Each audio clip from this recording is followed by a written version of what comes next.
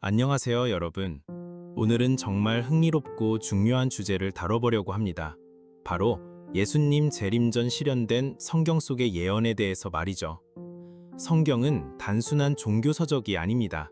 하나님의 말씀이며 그 안에는 수많은 예언들이 담겨 있습니다. 놀라운 것은 이 예언들 중 상당수가 이미 정확하게 성취되었다는 사실입니다. 오늘 우리는 예수님의 재림 이전에 이미 실현된 성경의 예언들을 살펴보며 하나님의 말씀이 얼마나 신뢰할 수 있는지, 그리고 아직 성취되지 않은 예언들에 대한 우리의 믿음이 얼마나 합리적인지 확인해 보겠습니다.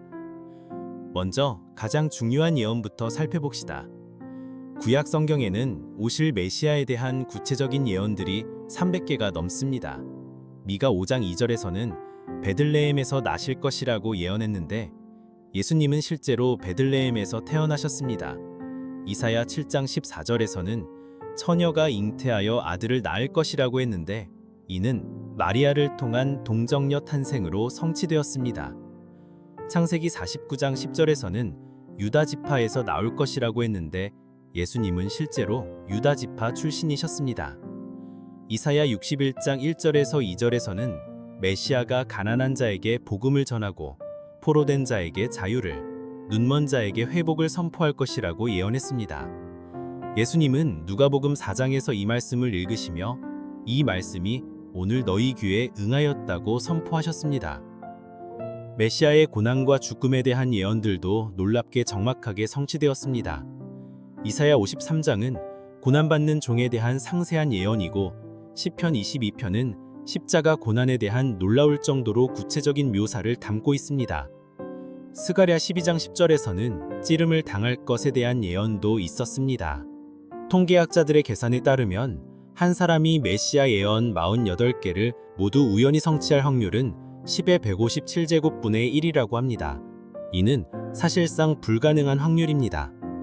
다음으로 이스라엘과 관련된 예언들을 살펴보겠습니다.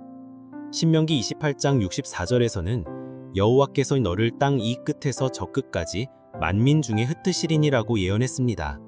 이 예언은 기원 후 70년 로마에 의한 예루살렘 멸망으로 시도되기 시작했고 약 1900년간 유대인들이 전 세계에 흩어져 살게 되었습니다. 역사상 한 민족이 이렇게 오랫동안 흩어졌다가 다시 모인 예는 전무합니다. 그런데 더 놀라운 것은 이스라엘 재건국에 대한 예언들입니다. 이사야 66장 8절에서는 나라가 어찌 하루에 생기겠느냐고 했는데 1948년 5월 14일 이스라엘 독립선언은 문자 그대로 하루에 이루어진 건국이었습니다.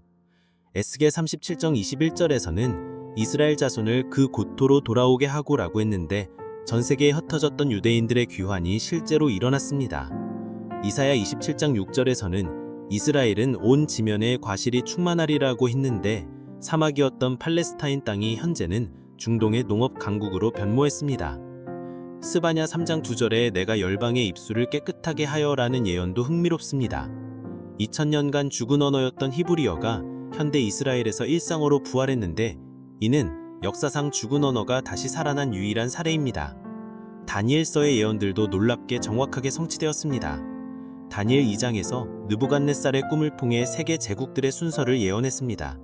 금머리는 바빌론 제국, 은 가슴과 팔은 메데 바사 제국, 놋 배와 넓적다리는 헬라 제국, 철다리는 로마 제국, 철과 진흙이 섞인 발은 분열된 후기 로마를 의미했습니다. 이 예언은 기원전 6세기에 주어졌지만 실제 역사의 흐름과 정확히 일치합니다. 다니엘 9장의 71의 예언은 더욱 놀랍습니다. 예루살렘 재건명령부터 메시아가 끊어질 때까지의 정확한 기간을 예언했는데 69일에, 즉 483년 후에 메시아가 끊어질 것을 예언했습니다. 아닥사스다 왕의 예루살렘 재건명령인 기원전 445년부터 계산하면 정확히 예수님의 십자가 죽으심 시점과 일치합니다. 이제 종말에 관한 예언들 중 이미 성취된 것들을 살펴보겠습니다. 다니엘 12장 4절에서는 마지막 때의 지식이 더하리라고 했는데 21세기의 폭발적인 과학기술 발전, 인터넷, AI, 우주탐사 등 상상을 초월하는 지식의 증가가 이를 증명합니다. 마태복음 24장 14절에서는 이 천국 복음이 모든 민족에게 증거되기 위하여 온 세상에 전파되리니라고 했어요. 현재 기독교는 세계 최대 종교로 약 2,400억 명이 믿고 있고 성경은 3,000가의 언어로 번역되었고 선교사들이 전 세계 거의 모든 지역에서 활동하고 있습니다. 에스겔 38, 39장의 곡과 마곡 전쟁 예언도 주목할 만합니다. 북방의 강대국과 이란, 에티오피아, 리비아 등이 연합한다는 예언인데 현재 중동 정세가 이 예언과 놀랍게 일치하는 패턴을 보이고 있습니다. 디모데후서 3장 1절에서 5절에서는 말세의 징조들을 예언했습니다. 사람들이 자기를 사랑하며 돈을 사랑하며 자랑하며 교만하며 부모에게 순종하지 아니하며 경건의 모양은 있으나 경건의 능력을 부인하는 자라고 했는데 현대사회의 개인주의, 물질주의, 가정파괴 등의 현상들이 이와 정확히 일치합니다. 마태복음 24장 11절에서는 거짓 선지자가 많이 일어나 많은 사람을 미혹할 것이냐라고 했는데 현재 각종 이단과 사이비 종교의 등장, 기독교 내에서도 성경의 권위를 부인하는 자유주의 신학의 확산이 이를 보여줍니다. 베드로후서 3장 3절에서는 말세에 조롱하는 자들이 주에 강림하신다는 약속이 어디 있느냐 하며 조롱할 것이라고 했는데 이러한 회의론자들의 존재 자체가 성경 예언의 성취입니다. 지금까지 살펴본 것처럼 성경의 수많은 예언들이 이미 정확하게 성취되었습니다. 이는 우연이 아닙니다. 시간과 공간을 초월하시는 하나님께서 미리 알려주신 것입니다. 이미 성취된 예언들이 이렇게 정확하다면 아직 성취되지 않은 예언들, 특히 예수님의 재림에 관한 예언들도 반드시 그대로 이루어질 것입니다. 우리는 성경의 신뢰성을 다시 한번 확인하며 주님의 재림을 더욱 간절히 기다리는 마음으로 깨어 준비하는 삶을 살아야겠습니다. 오늘 말씀이 여러분의 믿음에 도움이 되셨기를 바랍니다. 더 많은 성경 연구 콘텐츠를 원하신다면 구독과 좋아요 버튼을 눌러주세요. 다음 시간에는 아직 성취되지 않은 종말의 예언들에 대해서 다뤄보겠습니다. 하나님의 은혜가 함께 하시길 바랍니다. 네. 하나님께서 역사를 이끌어 가시는 것을 이렇게 쭉 볼 수 있는 것 같습니다. 예수님께서 언젠가 분명히 또 오실 텐데 마지막 때에 더 깨어 있으라고 말씀하신 부분들을 또 우리가 생각해 볼 수 있지 않을까. 제 개인적으로는 그렇게 생각을 해볼 수 있는 묵상이었던 것 같습니다. 이 묵상 영상 감사하고 이 시간에 우리 잠시 같이 기도하고 우리 찬양 시작하도록 하겠습니다. 하나님 아버지 감사합니다. 주님 5월도 벌써 중순에 접어들었고 또 얼마 남지 않은 그러한 5월 달에 매일의 시간이 인생사 주님 강건하면 70이고 80이고 지금 100세 시대를 산다고 하지만 하나님 앞에서 우리 인간의 삶을 돌아볼 땐 순식간에 날아가는 삶인 것을 기억하고 하나님 앞에 겸허하게 우리 자신을 낮추며 아버지 앞에 예배드리며 나아갑니다. 사랑하는 주님, 이 아침에도 하나님께서 왕이시고 또 주인 되시고 우리 아버지가 되시는 것을 선포하고 하나님 앞에 공동체로 적지만 이 가운데 하나님이 정말 두세 사람이 내 이름으로 모인 곳에는 나도 그들 가운데 있다고 말씀하셨기에 아버지를 기뻐하며 예배하며 나아갑니다. 예수님을 사랑하고 성령님 안에서 우리가 함께 마음을 모아 주를 기뻐하며 예배하며 나아가기를 원하오니 인도하여 주시고 특별히 이 가운데 하나님 홀로 영광 받으시는 예배 시간 되게 하옵소서. 예수님의 이름으로 기도합니다. 아멘. 네.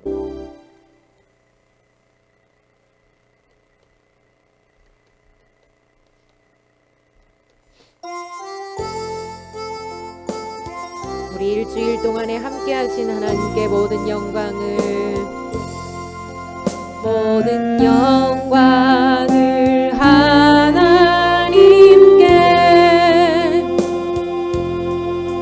모든 영광을 하나님께 온 마음과 뜻 다해 주 사모합니다. 모든 영광을 하나님께 예수님 찬양 받으소서. 아멘. 예수님 찬양 받으소서. 온 살했네 우리 위에 성령 주셨네. 예수님 찬양 받으소서. 위로의 성령님이시여 위로의 성령님이시여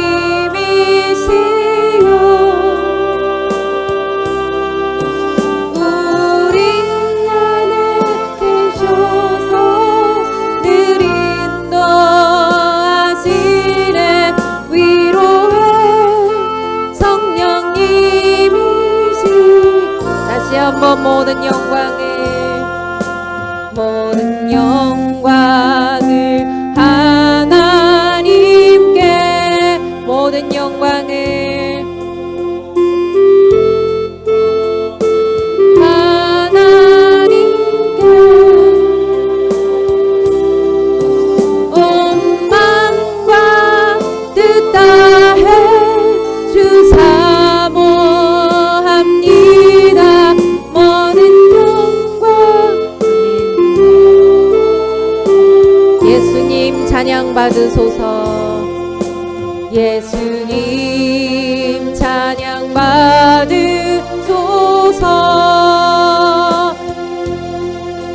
예수님 찬양 받으소서. 아멘. 죄 사했네 우리 위에 성령 주셨네. 예수님 찬양 받으소서. 위로의 성령님이시여 위로의 성령님이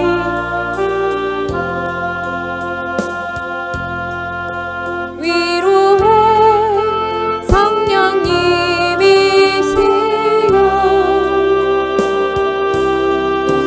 우리 안에 계셔서 늘 인도하시네. 위로의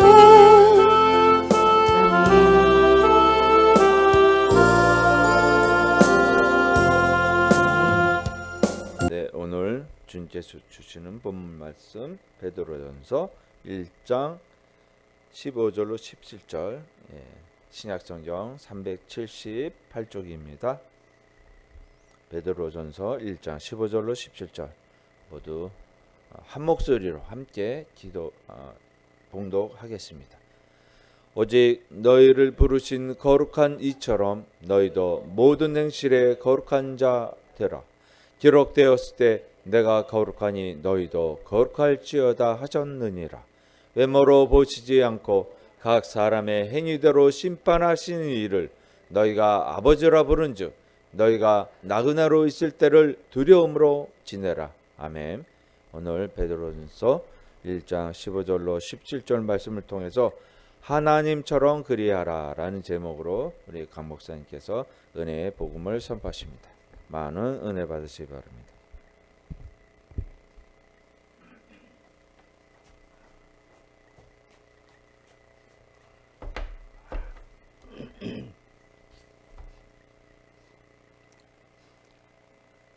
오늘 말씀의 제목이 하나님처럼 그리하라.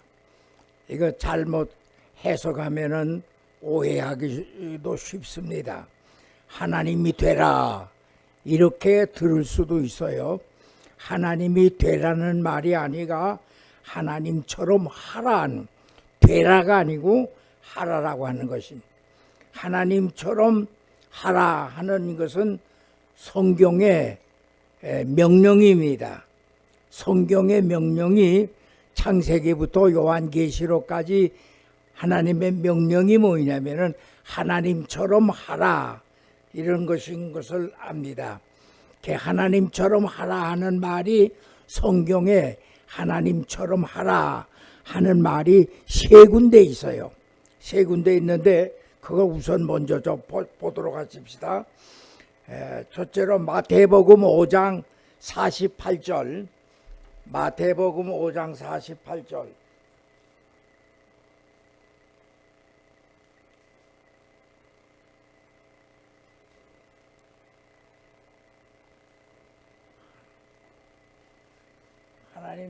하나님처럼 하라. 하나님처럼. 이게 안 되네요. 이게 안 되네. 마태복음 5장 48절. 그러므로 하늘에 계신 너희 아버지 온전하심 같이 너희도 온전하라. 하나님처럼 하라. 온전하라. 첫째는 온전하라. 두 번째는 뭐냐면 하나님처럼 자비하라. 누가복음 6장 36절입니다. 누가복음 6장 36절.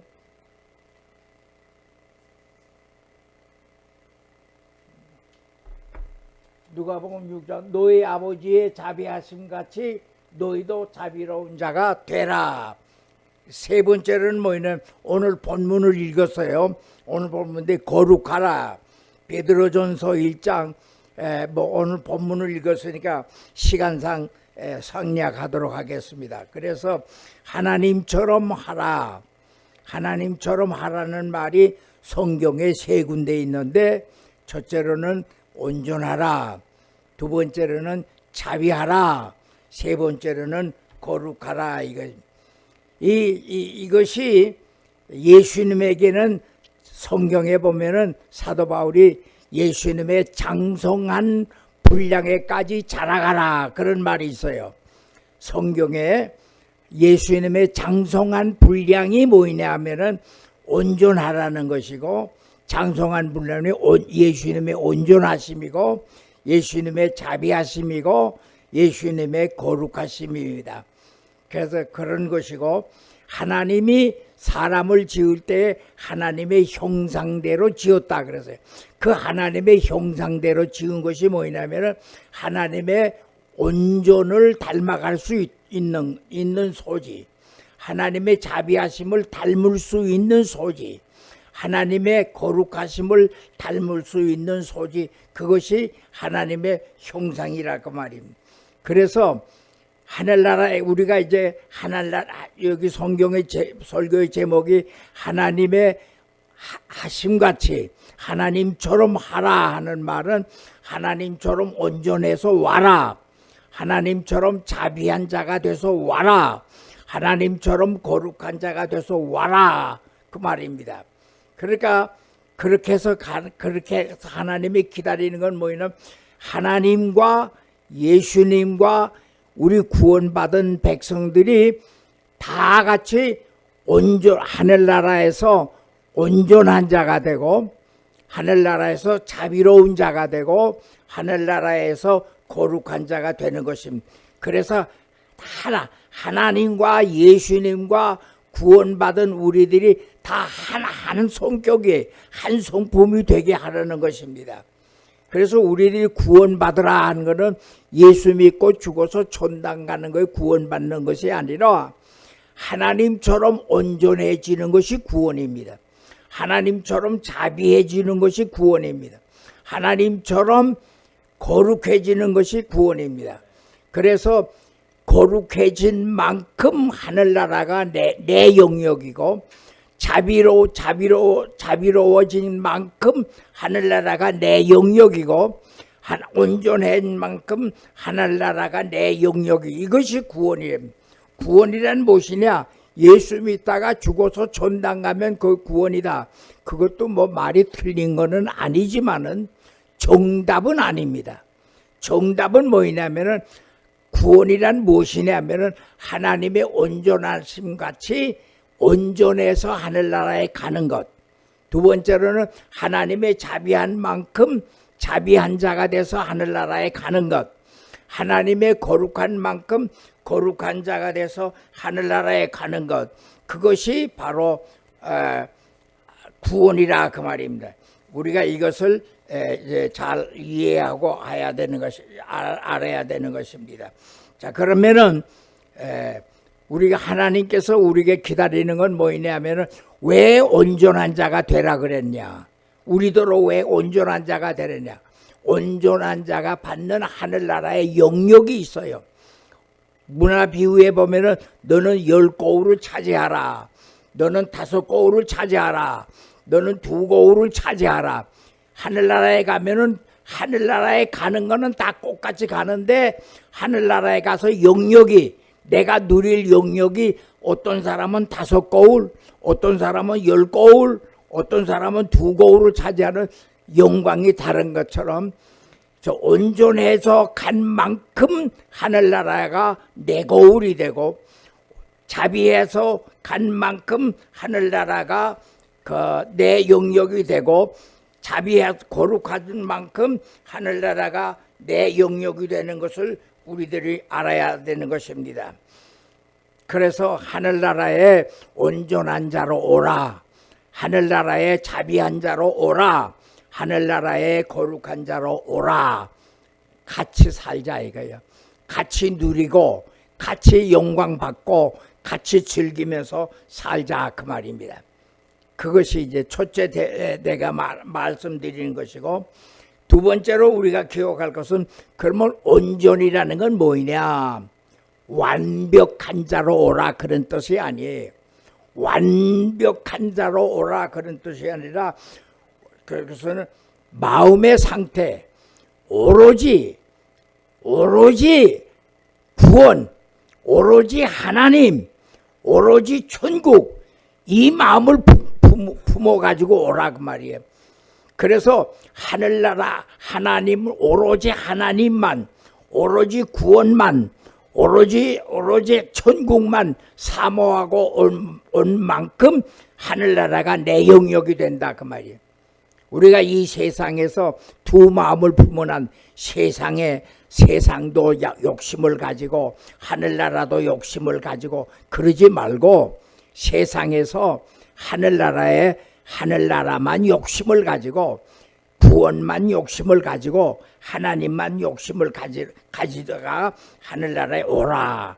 이것이 온전한 자로 오라는 것이지, 완전 무결한 자로 이 세상에서 성자로 살다가, 거룩한 이 세상에서 성인으로 살다가 오라 그런 뜻이 아니라, 오로지 100% 하나님, 100% 구원, 100% 구원, 천국, 이것을 사모하는 것이 온전한 생활이라고 해요.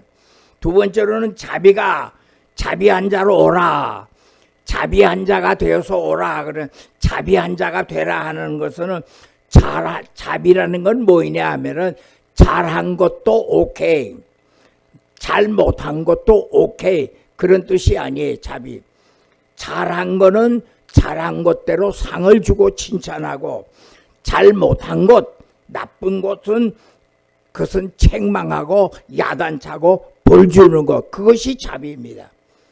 그래서 하나님께서는 잘한 것은 잘한 것대로 칭찬해 주고, 못한 것은 못한 것대로 벌을 주는 것인데, 이 벌이 무엇이냐 하면은, 하나님, 우리가 벌 받으면, 나도 벌 많이 받았어요. 하나님으로부터 벌을 많이 받았는데, 이 벌을 받은 것은 뭐냐면은, 벌은 우리가 사람으로 볼 때는 벌 받는 것이 하나님 앞에 징계받고 벌 받는 것이라고 하지만, 그 벌이 나를 반성하게 하고, 나를 깨닫게 하고, 나를 온전하게 바꾸어주게 하는 것이, 그것이 바로 자비라 그 말이에요. 그래서 잘한 것은 잘한 것대로, 못한 것은 못한 것대로 그렇게 하는 것이 것이기 때문에, 그래서 이 세상에서는 온전한 자로 바로 살다가 오고, 자비한 자로 바로 살다가 오고, 거룩한 자로 바로 살다가 와라. 이것이 하나님의 명령입니다. 세 번째로, 마지막입니다. 세 번째로, 그런데 사람은 하나님께서 잘 만들어 줬는데, 사람의 인성은 변질이 되는 거예요. 사람은 변질의 소질이 있다 그 말입니다. 하나님께서 사람을 봤는데 씨를 봤어요. 우리의 삶을 보죠. 우리 완성된 사람을 보는 게 아니라 사람의 씨를 봤는데, 사람의 소질이 뭐냐 하면은, 사람의 소질은 변질된다. 변질이 된다 그 말이에요. 그래서 구원 받았다가도 하나님을 사랑하고 하나님을 좋아하고 하나님 100%로 살다가도 변질이 되고 변화가 된다 그 말입니다. 그래서 그래서 사람은 변질이 되기 때문에, 그 변질이 된 것을 막기 위해서 하나님께서 변질되는 위해서 막기를 위해서 장치를 한 것이 있어요. 자, 내가 오늘 지금 이제부터 설교가, 오늘 내가 설교하려고 하는 것이 지금까지 서론이고, 이제부터 내가 말하는 것이 오늘 내가 설교하려고 하는 요지는, 사람은 변질이 된다. 사람은 변화되는 가능성이 많다. 하나님이 사람의 원시를 볼 때에 사람은 변질성이 있다. 그런 것을 보았다. 그래서 하나님이 사람이 변질을 막아주기 위해서 장치를 한 것이 있어요. 그것이 무엇이냐면은 안식일 제도입니다. 오늘 내가 말씀드리려고 하는 것이 바로 이겁니다. 안식일이 무엇이냐? 안식일이 무엇이냐? 안식일 제도를 왜 만들었느냐? 안식일 제도를 왜 만든 건 사람은 변질성, 변덕이 있어요. 사람은 변질이 되는 것은 배신할 줄 알고 배신하는 사람이라고 말이에요. 그래서 그 배신을, 그 변질을 그 잘못된 길로 바꿔가는 것을 막아주기 위해서 장치를 한 것이 있는데 그 장치가 뭐냐면은 안식일 제도입니다. 안식일을 지켜라. 그래서 안식일 제도는 뭐냐면은 7일 만에 7일 만에 한 번씩 하나님 앞으로 나오게 하는 거야. 안식일을 지켜라. 안식일을 지켜라. 안식일을 범하면은 죽이라 그랬어요. 이만큼 아주 엄한 제도를 줘서 오늘 우리가 안식일을 지키는 겁니다. 안식일이기 때문에 왔다 그 말이에요. 이거 안식일은 뭐냐면 하나님 앞에 나와서 하나님을 찬양하고 하나님 말씀을 듣고 하나님을 묵상하고 하나님을 숭상하다가 순상하는 날이 바로 안식일인데 7일에 한 번씩 오는 것이라고 말이에요. 그래서 안식일 이름이 안식이 편안한 자, 쉴 식자예요. 그래서 안식일은 뭐냐면 쉬는 날이라고 말이에요. 그러니까 이건 뭐냐면 세상의 일은 쉬어라. 세상의 일은 내려놓아라. 세상의 일은 이제는 스톱하고 오직 하나님만을 위해서, 오직 내 영혼만을 위해서 살아라 그 말입니다. 왜 사람이 변질이 되느냐 하면은 하나님을 떠나기 때문에 그래요. 사람은 하나님을 떠나요. 베드로가 내 발은 절대로 씻길 수가 없습니다. 자, 제자들의 발을 씻어주는데 베드로가 하는 말이 내 발은 절대로 씻을 수가 없습니다.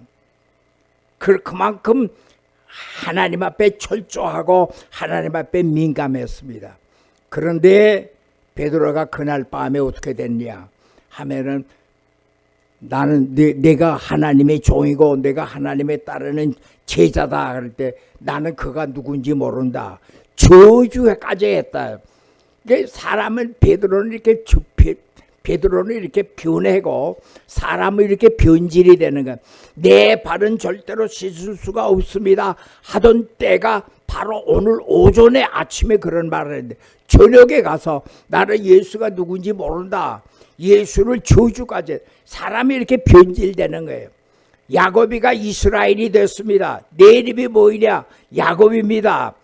야곱이라는 것은 속이는 자입니다. 간사한 자입니다. 이제부터는 너는 속이는 자로 살지 말고 너는 이제는 이스라엘로 살아라. 그래서 이스라엘이라는 이름을 줬는데 그래서 야곱이가 변해서 이스라엘이 됐는데 그는 그 후에도 이스라엘로 살지 아니하고 야곱으로 또 살았다 그 말입니다. 인생은 이렇게 변하고 인생이 이렇게 변질이 된다 그 말입니다. 그래서 하나님께서 안식일 제도를 그건 왜냐하면 하나님께서 사람을 지을 때에 육과 영으로 지었어요. 육과 영으로 지었기 때문에 항상 자기 싸움을 합니다. 육의 소욕이 있고 영의 소욕이 있어요. 여러분들이 오늘 육의 소욕이 있고 영의 소욕인데 항상 싸웁니다. 그래서 영의 소욕으로 육을 이기면은 하나님을 따르는 사람이 되는 것이고 육이 영의 소욕을 이겨서 육신주의로 살았다면은 변질된 사람이라 그 말. 그래서 하나님을 떠나지 아니하고 살려면은 안식일을 지켜서 안식일은 와서 성경 묵상하고 하나님을 찬양하고 하나님을 숭상하는 것이 그것이 바로 안식일을 지키는 것이고 세상 일은 내려놓고 세상 일은 끝나는 것이 그것이 안식일 제도라 그 말. 안식일을 지키는 데는 두 가지 방법이 있습니다. 첫째는 뭐냐면 내가 나를 따르려거든 자기를 부인하고 그리고 십자가를 지고 나를 따르라 그랬어요. 안식일을 제대로 지키려면 자기를 부인해야 됩니다. 자기를 부인하라는 건 세상 미련을 버리라 그 말. 세상 욕심을 버리라 그 말이에요. 그리고 십자가를 지라. 그 자기 거를 죽이라 그 말이에요. 이렇게 해서 살아가는 것이 바로 하나님께서 하나님의 뜻대로 살고 오로지 하나님의 방법대로 사는 것이 이것이 오늘의 말씀의 내용입니다. 그래서 오늘 말씀의 제목이 하나님처럼 하라. 하나님처럼 살고 하나님처럼 하는 여성의 삶이 되어주시기를 주님의 이름으로 축원합니다. 고마우신 하나님 아버지, 하나님처럼 하라 하는 명령을 받았습니다.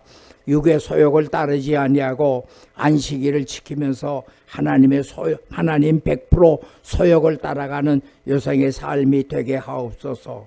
예수님의 이름으로 기도드리옵나이다. 아멘.